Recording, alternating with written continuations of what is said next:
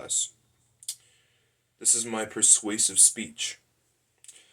Did you know that the world's primary source of caffeine is coffee bean, from which coffee is brewed? This is according to an article titled Caffeine. Having caffeine helps performance in my physical activities as well as my focus in my studies. There are different sources of caffeine that people can consume: coffee, tea, and many others. In this speech, I plan to persuade you about the benefits of being caffeinated. There are problems with not having caffeine, and I will show you how to stay caffeinated as well as the benefits of having caffeine. First, let me tell you about problems of being without caffeine. There are many problems to not having caffeine.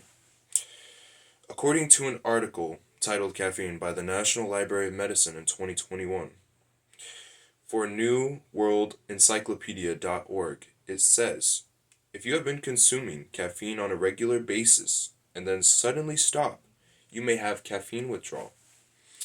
Symptoms can include headaches, drowsiness, irritability, nausea, and trouble concentrating.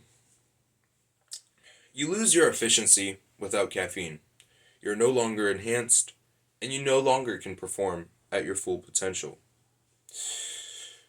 When there's no caffeine in your system, more sleep is required to function as a normal human being. This time that you spend sleeping could be used more effectively. Now that I've talked about not having caffeine, let me tell you how to stay caffeinated. According to Justin Evans, in an article titled Caffeine, last updated on May 29th, 2024, for the National Library of Medicine,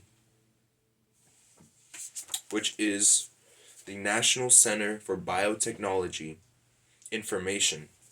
Caffeine is obtainable from various sources, including coffee beans, cacao beans, cola nuts, tea leaves, yerba mate, and the guarana berry.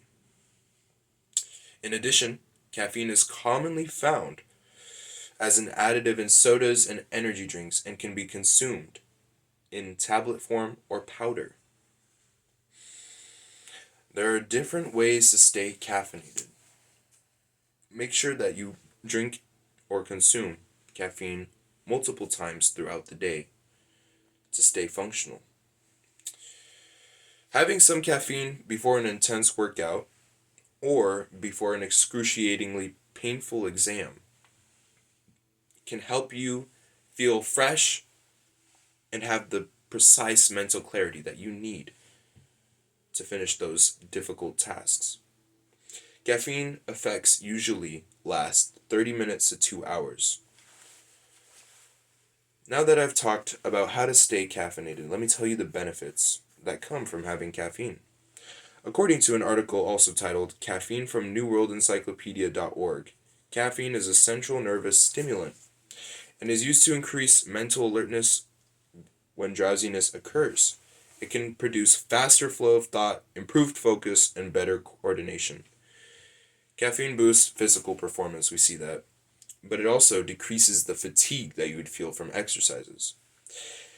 Caffeine with painkillers enhances the effects of certain painkillers such as aspirin and other painkillers. In conclusion, let's review. First, I told you about the problems with no caffeine. Second, how to stay caffeinated. And finally, the benefits of having caffeine.